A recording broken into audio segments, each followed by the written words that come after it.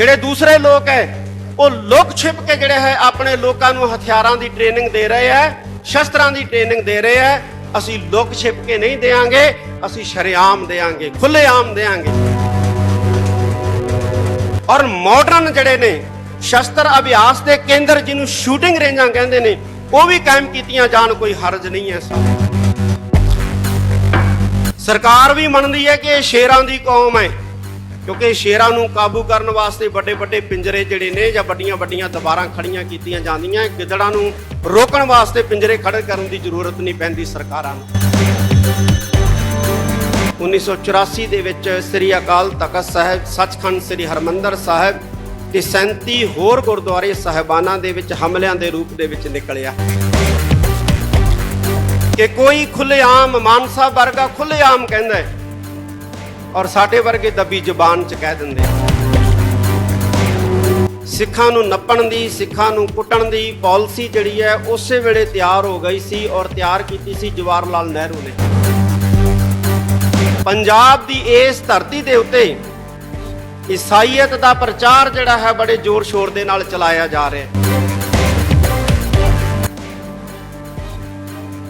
ਧੰਨ ਧੰਨ ਸਾਹਿਬ ਸ੍ਰੀ ਗੁਰੂ ਗ੍ਰੰਥ ਸਾਹਿਬ ਸੱਚੇ ਪਾਤਸ਼ਾਹ ਦੀ ਹਜ਼ੂਰੀ ਵਿੱਚ ਜੁੜ ਬੈਠੀ ਗੁਰੂ ਰੂਪ ਖਾਲਸਾ ਸਤ ਸੰਗਤ ਜੀ, ਸਭ ਤੋਂ ਪਹਿਲਾਂ ਫਤਿਹ ਪ੍ਰਵਾਨ ਕਰੋ। ਵਾਹਿਗੁਰੂ ਜੀ ਕਾ ਖਾਲਸਾ, ਵਾਹਿਗੁਰੂ ਜੀ ਕੀ ਫਤਿਹ।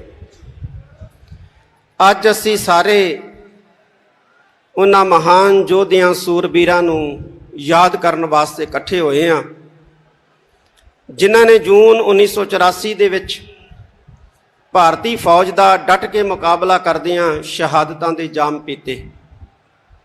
ਬਹੁਤ ਹੀ ਸੂਰਬੀਰ ਮਹਾਨ ਯੋਧੇ ਸੰਤ ਜਰਨੈਲ ਸਿੰਘ ਜੀ ਭਿੰਡਰਾਂਵਾਲੇ ਮਹਾਂਪੁਰਖ, ਅਮਰ ਸ਼ਹੀਦ ਭਾਈ ਸਾਹਿਬ ਭਾਈ ਅਮਰੀਕ ਸਿੰਘ ਜੀ, ਬਾਬਾ ਠਾਰਾ ਸਿੰਘ ਜੀ ਔਰ ਬਹੁਤ ਹੀ ਸੂਝਵਾਨ ਨੀਤੀਵਾਨ ਜਰਨਲ ਭਾਈ ਸੁਬੇਗ ਸਿੰਘ ਜੀ। ਇਹਨਾਂ ਤੋਂ ਇਲਾਵਾ ਅੱਜ ਦੇ ਦਿਨ ਜੂਨ 1984 ਦੇ ਵਿੱਚ ਇਸ ਅਸਥਾਨ ਦੇ ਉੱਤੇ ਭਾਰਤੀ ਸਟੇਟ ਦੇ ਨਾਲ ਲੜਦਿਆਂ ਬੇਅੰਤ ਸਿੱਖਾਂ ਨੇ ਸ਼ਹੀਦੀ ਦਿੱਤੀ ਹੈ, ਜਿਹਦੇ ਵਿੱਚ ਬੀਬੀਆਂ ਵੀ ਸਨ, ਬਜ਼ੁਰਗ ਵੀ ਸਨ, ਬੱਚੇ ਵੀ ਸਨ, ਨੌਜਵਾਨ ਵੀ ਸਨ। ਔਰ ਅਸੀਂ ਉਹਨਾਂ ਸ਼ਹੀਦਾਂ ਨੂੰ ਯਾਦ ਕਰਨ ਵਾਸਤੇ ਅੱਜ ਇਕੱਠੇ ਹੋਏ ਹਾਂ। ਜਿਸ ਵਕਤ ਭਾਰਤ 1947 ਦੇ ਵਿੱਚ ਭਾਰਤੀ ਲੋਕਾਂ ਦੇ ਕਹਿਣ ਮੁਤਾਬਕ ਆਜ਼ਾਦ ਹੋਇਆ, ਸਿੱਖਾਂ ਨੂੰ ਨੱਪਣ ਦੀ, ਸਿੱਖਾਂ ਨੂੰ ਕੁੱਟਣ ਦੀ ਪਾਲਿਸੀ ਜਿਹੜੀ ਹੈ ਉਸੇ ਵੇਲੇ ਤਿਆਰ ਹੋ ਗਈ ਸੀ ਔਰ ਤਿਆਰ ਕੀਤੀ ਸੀ ਜਵਾਹਰ ਲਾਲ ਨਹਿਰੂ ਨੇ ਕਿ ਇਸ ਹਿੰਦੁਸਤਾਨ ਦੇ ਅੰਦਰ, ਇਸ ਭਾਰਤ ਦੇ ਅੰਦਰ ਸਿੱਖਾਂ ਨੂੰ ਨੱਪਣਾ ਹੈ, ਸਿੱਖਾਂ ਨੂੰ ਕੁੱਟਣਾ ਹੈ, ਸਿੱਖਾਂ ਨੂੰ ਦੱਬਣਾ ਹੈ, ਆਰਥਿਕ ਤੌਰ ਤੇ ਕਮਜ਼ੋਰ ਕਰਨਾ ਹੈ, ਸਮਾਜਿਕ ਤੌਰ ਤੇ ਕਮਜ਼ੋਰ ਕਰਨਾ ਹੈ, ਧਾਰਮਿਕ ਤੌਰ ਤੇ ਕਮਜ਼ੋਰ ਕਰਨਾ ਹੈ ਔਰ ਰਾਜਨੀਤਿਕ ਤੌਰ ਤੇ ਵੀ ਕਮਜ਼ੋਰ ਕਰਨਾ ਹੈ। ਇਹ ਨੀਤੀਆਂ 1947 'ਚ ਹੀ ਬਣ ਗਈਆਂ ਸੀ ਔਰ ਉਹਦਾ ਸਿੱਟਾ 1984 ਦੇ ਵਿੱਚ ਸ੍ਰੀ ਅਕਾਲ ਤਖ਼ਤ ਸਾਹਿਬ, ਸੱਚਖੰਡ ਸ੍ਰੀ ਹਰਿਮੰਦਰ ਸਾਹਿਬ ਤੇ 37 ਹੋਰ ਗੁਰਦੁਆਰੇ ਸਾਹਿਬਾਨਾਂ ਦੇ ਵਿੱਚ ਹਮਲਿਆਂ ਦੇ ਰੂਪ ਦੇ ਵਿੱਚ ਨਿਕਲਿਆ।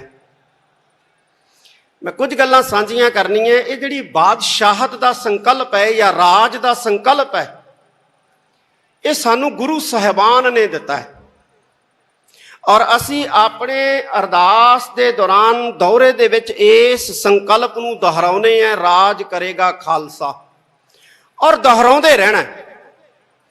ਜਿਹੜਾ ਸਿੱਖ ਹੈ, ਜਿਹਦੇ ਕੇਸਾਂ ਦੇ ਵਿੱਚ ਅੰਮ੍ਰਿਤ ਹੈ, ਜਿਹਦੇ ਨੇਤਰਾਂ ਦੇ ਵਿੱਚ ਅੰਮ੍ਰਿਤ ਹੈ, ਜਿਹਦੇ ਮੁਖ ਦੇ ਵਿੱਚ ਖੰਡੇ ਬਾਟੇ ਦਾ ਅੰਮ੍ਰਿਤ ਹੈ, ਉਹ ਰਾਜ ਦੇ ਸੰਕਲਪ ਤੋਂ ਮੁਨਕਰ ਨਹੀਂ ਹੈ ਔਰ ਨਾ ਮੁਨਕਰ ਹੋ ਸਕਦਾ ਹੈ। ਇਹ ਗੱਲ ਵੱਖਰੀ ਹੈ ਕਿ ਕੋਈ ਖੁੱਲ੍ਹੇਆਮ ਮਾਨਸਾ ਵਰਗਾ ਖੁੱਲ੍ਹੇਆਮ ਕਹਿੰਦਾ ਹੈ ਔਰ ਸਾਡੇ ਵਰਗੇ ਦੱਬੀ ਜ਼ੁਬਾਨ 'ਚ ਕਹਿ ਦਿੰਦੇ ਆ। ਅਸੀਂ ਪੜ੍ਹਦੇ ਹਾਂ ਕਿ ਰਾਜ ਕਰੇਗਾ ਖਾਲਸਾ। ਕੌਣ ਰਾਜ ਕਰੂਗਾ? ਖਾਲਸਾ ਰਾਜ ਕਰੂਗਾ। ਤੇ ਜੇ ਅਸੀਂ ਰਾਜ ਕਰਨਾ, ਰਾਜ ਲੈਣਾ ਤੇ ਸਾਨੂੰ ਖਾਲਸਾ ਬਣਨਾ ਪਏਗਾ। ਅੱਜ ਸਾਡੇ ਸਾਹਮਣੇ ਬਹੁਤ ਸਾਰੀਆਂ ਚੁਣੌਤੀਆਂ ਜਿਹੜੀਆਂ ਨੇ ਉਹ ਖੜੀਆਂ ਨੇ। ਜਿਹੜੀਆਂ ਸਾਨੂੰ ਕਮਜ਼ੋਰ ਕਰ ਰਹੀਆਂ ਨੇ ਧਾਰਮਿਕ ਤੌਰ ਦੇ ਉੱਤੇ, ਸਮਾਜਿਕ ਤੌਰ ਦੇ ਉੱਤੇ ਔਰ ਆਰਥਿਕ ਤੌਰ ਦੇ ਉੱਤੇ। ਸਾਨੂੰ ਧਾਰਮਿਕ ਤੌਰ ਦੇ ਉੱਤੇ ਕਮਜ਼ੋਰ ਕਰਨ ਵਾਸਤੇ ਪੰਜਾਬ ਦੀ ਇਸ ਧਰਤੀ ਦੇ ਉੱਤੇ ਈਸਾਈਅਤ ਦਾ ਪ੍ਰਚਾਰ ਜਿਹੜਾ ਹੈ ਬੜੇ ਜ਼ੋਰ ਸ਼ੋਰ ਦੇ ਨਾਲ ਚਲਾਇਆ ਜਾ ਰਿਹਾ ਹੈ। ਪੰਜਾਬ ਦੇ ਅੰਦਰ ਪਿੰਡ ਪਿੰਡ ਚਰਚਾਂ ਬਣ ਰਹੀਆਂ ਔਰ ਮਸੀਤਾਂ ਬਣ ਰਹੀਆਂ। ਇਹ ਸਾਡੇ ਵਾਸਤੇ ਚਿੰਤਾ ਵਾਲੀ ਗੱਲ ਹੈ, ਸਾਡੇ ਵਾਸਤੇ ਫਿਕਰ ਵਾਲੀ ਗੱਲ ਹੈ। ਮੈਂ ਸਾਰੇ ਮਹਾਂਪੁਰਖਾਂ ਨੂੰ, ਜਿੰਨੇ ਵੀ ਸਿੱਖ ਧਰਮ ਨਾਲ ਸੰਬੰਧਿਤ ਮਹਾਂਪੁਰਖ ਹੈ ਜਿਹੜੇ ਪ੍ਰਚਾਰ ਦੀ ਸੇਵਾ ਕਰਦੇ ਰਹੇ ਨੇ, ਮੈਂ ਉਹਨਾਂ ਨੂੰ ਇਹ ਕਹਿਣਾ ਚਾਹਾਂਗਾ ਕਿ ਇੱਕ ਵਾਰੀ ਫੇਰ ਨਿਕਲੋ। ਜਿਵੇਂ ਸੰਤ ਬਾਬਾ ਗੁਰਬਚਨ ਸਿੰਘ ਜੀ ਭਿੰਡਰਾਂ ਵਾਲੇ, ਜਿਵੇਂ ਸੰਤ ਬਾਬਾ ਜਵਾਲਾ ਸਿੰਘ ਜੀ ਹਰਖੋਵਾਲ ਵਾਲੇ, ਜਿਵੇਂ ਮਹਾਂਪੁਰਖ ਸੰਤ ਬਾਬਾ ਅਤਰ ਸਿੰਘ ਜੀ ਮਸਤੂਆਣਾ ਸਾਹਿਬ ਵਾਲੇ, ਇਹਨਾਂ ਨੇ ਵਹੀਰਾਂ ਘੱਤ ਕੇ ਪਿੰਡਾਂ ਦੇ ਵਿੱਚ ਪ੍ਰਚਾਰ ਕੀਤਾ ਸੀ ਤੇ ਸਿੱਖੀ ਬੁਲੰਦ ਕੀਤੀ ਸੀ।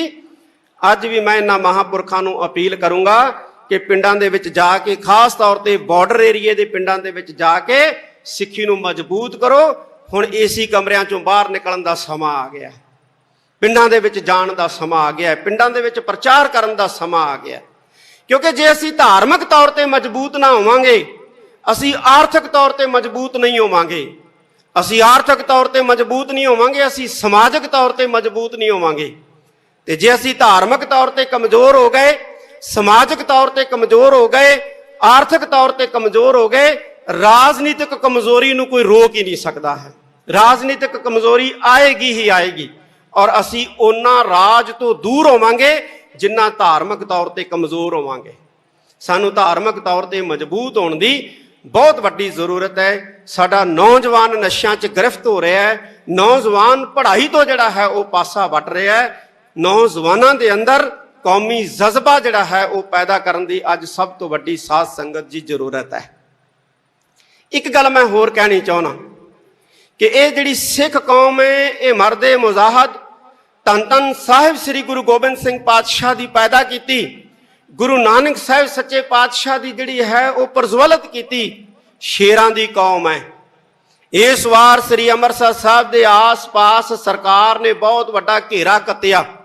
ਸਰਕਾਰ ਵੀ ਮੰਨਦੀ ਹੈ ਕਿ ਇਹ ਸ਼ੇਰਾਂ ਦੀ ਕੌਮ ਹੈ, ਕਿਉਂਕਿ ਸ਼ੇਰਾਂ ਨੂੰ ਕਾਬੂ ਕਰਨ ਵਾਸਤੇ ਵੱਡੇ ਵੱਡੇ ਪਿੰਜਰੇ ਜਿਹੜੇ ਨੇ ਜਾਂ ਵੱਡੀਆਂ ਵੱਡੀਆਂ ਦੀਵਾਰਾਂ ਖੜੀਆਂ ਕੀਤੀਆਂ ਜਾਂਦੀਆਂ। ਗਿੱਦੜਾਂ ਨੂੰ ਰੋਕਣ ਵਾਸਤੇ ਪਿੰਜਰੇ ਖੜੇ ਕਰਨ ਦੀ ਜ਼ਰੂਰਤ ਨਹੀਂ ਪੈਂਦੀ ਸਰਕਾਰਾਂ ਨੂੰ।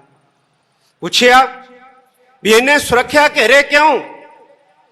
ਕਹਿੰਦੇ ਜੀ ਸਿੱਖਾਂ ਦੀ ਸੁਰੱਖਿਆ ਵਾਸਤੇ। ਉਹ ਸਿੱਖਾਂ ਨੂੰ ਸੁਰੱਖਿਆ ਦੀ ਲੋੜ ਨਹੀਂ ਹੈ, ਸ਼ੇਰਾਂ ਨੂੰ ਸੁਰੱਖਿਆ ਦੀ ਲੋੜ ਨਹੀਂ ਹੈ। ਹਾਂ, ਸ਼ੇਰਾਂ ਤੋਂ ਸੁਰੱਖਿਆ ਦੀ ਲੋੜ ਹੈ ਤੇ ਤੁਸੀਂ ਸ਼ੇਰਾਂ ਤੋਂ ਸੁਰੱਖਿਅਤ ਕਰਨ ਵਾਸਤੇ ਇਹ ਜਿਹੜੇ ਸੁਰੱਖਿਆ ਦਸਤੇ ਜਾਂ ਸੁਰੱਖਿਆ ਦੀਵਾਰਾਂ ਜਿਹੜੀਆਂ ਨੇ ਬਣਾਈਆਂ ਨੇ, ਇਹ ਸਾਨੂੰ ਦਿਸ ਰਹੀਆਂ ਨੇ।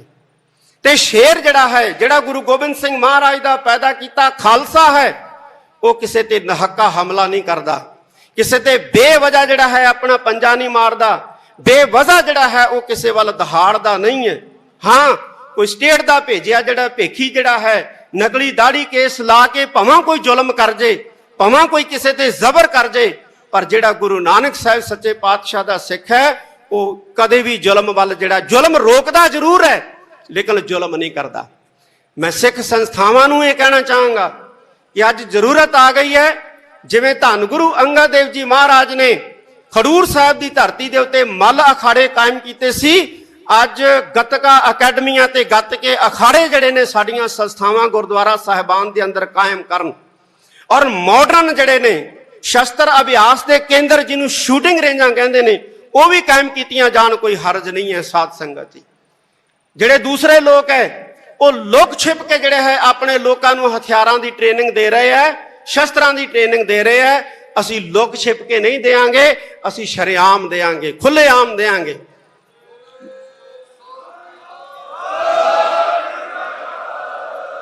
ਅੱਜ ਵਕਤ ਆ ਗਿਆ ਅਸੀਂ ਇਕੱਠੇ ਹੋਈਏ, ਅਸੀਂ ਆਪਣੇ ਨੌਜਵਾਨਾਂ ਨੂੰ ਨਸ਼ਿਆਂ ਤੋਂ ਬਚਾ ਕੇ ਸ਼ਸਤਰ ਅਭਿਆਸ ਵਾਲੇ ਪਾਸੇ ਲਾਈਏ, ਬਾਣੀ ਦੇ ਅਧਿਐਨ ਵਾਲੇ ਪਾਸੇ ਲਾਈਏ ਔਰ ਵਿਦਿਆ ਦੇ ਲਈ ਉਹਨਾਂ ਨੂੰ ਇੰਨਾ ਪ੍ਰਬੀਨ ਕਰ ਦਈਏ ਕਿ ਸਾਡੇ ਸਿੱਖ ਨੌਜਵਾਨ ਜਿਹੜੇ ਮੁਲਕ ਦੇ ਵਿੱਚ ਵੀ ਜਾਣ, ਯਹੂਦੀਆਂ ਵਾਂਗੂ ਉਹਨਾਂ ਦੀ ਇਕਨੋਮੀ ਨੂੰ ਜਿਹੜਾ ਹੈ ਉਹ ਕਾਬੂ ਕਰ ਲੈਣ।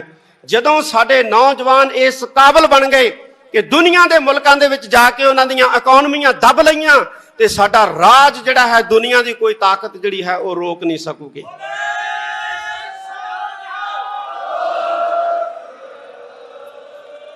ਸੱਚਖੰਡ, ਸ੍ਰੀ ਹਰਮੰਦਰ ਸਾਹਿਬ, ਸ੍ਰੀ ਦਰਬਾਰ ਸਾਹਿਬ, ਸ੍ਰੀ ਅਕਾਲ ਤਖਤ ਸਾਹਿਬ ਤੇ ਜਿਹਨੇ ਵੀ ਹਮਲਾ ਕੀਤਾ ਉਹ ਬਰਬਾਦ ਹੋਇਆ ਹੈ। ਜਿਹੜੀ ਪਾਰਟੀ ਨੇ ਹਮਲਾ ਕੀਤਾ ਉਹ ਬਰਬਾਦ ਹੋਇਆ ਹੈ। ਔਰ ਜਿਹੜੇ ਮੁਲਕ ਨੇ ਸਾਥ ਦਿੱਤਾ, ਰਸ਼ੀਆ ਵਰਗਾ, ਉਹਨੂੰ ਇੱਕ ਨਿੱਕੇ ਜਿਹੇ ਮੁਲਕ ਨੇ ਜਿਹੜਾ ਉਹ ਵਾਣੀ ਪਾ ਰੱਖਿਆ ਹੈ। ਔਰ ਜਿੰਨਾ ਚਿਰ ਪੰਥ ਦੀ ਸ਼ਰਨ ਦੇ ਵਿੱਚ ਆ ਕੇ ਸੀਸ ਨਹੀਂ ਝੁਕਾਉਂਦੇ ਰਸ਼ੀਆ ਵਰਗੇ, ਇਹਨਾਂ ਨੂੰ ਟੁੱਟਣੋਂ ਕੋਈ ਨਹੀਂ ਬਚਾ ਸਕਦਾ, ਇਹਨਾਂ ਨੂੰ ਡੁੱਬਣੋਂ ਕੋਈ ਨਹੀਂ ਬਚਾ ਸਕਦਾ, ਔਰ ਇਹਨਾਂ ਨੂੰ ਮਰਨੋਂ ਕੋਈ ਨਹੀਂ ਬਚਾ ਸਕਦਾ ਹੈ। ਇਹ ਗੁਰੂ ਨਾਨਕ ਸਾਹਿਬ ਦਾ ਦਰ ਹੈ, ਗੁਰੂ ਨਾਨਕ ਸਾਹਿਬ ਦਾ ਘਰ ਹੈ। ਅੰਤ ਦੇ ਵਿੱਚ ਮੈਂ ਸਾਰੀਆਂ ਸਤਿਕਾਰਤ ਪੋਲੀਟੀਕਲ ਪਾਰਟੀਆਂ ਦੇ, ਖਾਸ ਤੌਰ ਤੇ ਸਿੱਖ ਪਾਰਟੀਆਂ ਦੇ ਆਗੂ ਬੈਠੇ ਨੇ, ਉਹਨਾਂ ਦਾ ਧੰਨਵਾਦ ਕਰਦਾ ਹਾਂ। ਆਪ ਸਾਰੀ ਸੰਗਤ ਦਾ ਧੰਨਵਾਦ, ਸਿੱਖ ਜਥੇਬੰਦੀਆਂ, ਸੰਪਰਦਾਵਾਂ ਦਾ, ਸੰਸਥਾਵਾਂ ਦਾ ਧੰਨਵਾਦ। ਅਸੀਂ ਇਕੱਠੇ ਹੋ ਕੇ ਚੱਲੀਏ। ਪੈਂਡਾ ਬੜਾ ਬਿਖੜਾ ਸਾਧ ਸੰਗਤ ਦੀ। ਜਦੋਂ ਕੱਲਾ ਬੰਦਾ ਕੋਈ ਪੈਂਡੇ ਦੇ ਉੱਤੇ ਸਫ਼ਰ ਕਰਦਾ ਹੈ ਤੇ ਬਹੁਤ ਤੰਗੀ ਆਉਂਦੀ ਹੈ, ਬਹੁਤ ਮੁਸੀਬਤਾਂ ਦਾ ਸਾਹਮਣਾ ਕਰਨਾ ਪੈਂਦਾ ਹੈ। ਪਰ ਜਦੋਂ ਕਾਫਲੇ ਬਣਾ ਕੇ ਬਿਖੜੇ ਪੈਂਡਿਆਂ ਦੇ ਉੱਤੇ ਤੁਰਿਆ ਜਾਂਦਾ ਹੈ, ਮਤਭੇਦ ਭੁਲਾ ਕੇ, ਤੇ ਉਦੋਂ ਬਿਖੜੇ ਪੈਂਡੇ ਵੀ ਜਿਹੜੇ ਆ ਉਹ ਆਸਾਨ ਹੋ ਜਾਂਦੇ ਆ। ਅਸੀਂ ਬੁਲੰਦੀਆਂ ਛੂਵਾਂਗੇ, ਗੁਰੂ ਦੇ ਬਣ ਜਾਈਏ। ਗੁਰੂ ਸਾਡੇ ਨਾਲ ਹੈ, ਗੁਰੂ ਦੀ ਅਸੀਸ ਸਾਡੇ ਨਾਲ ਹੈ। ਸਾਰੀ ਸੰਗਤ ਦਾ ਬਹੁਤ ਬਹੁਤ ਧੰਨਵਾਦ। ਵਾਹਿਗੁਰੂ ਜੀ ਕਾ ਖਾਲਸਾ, ਵਾਹਿਗੁਰੂ ਜੀ ਕੀ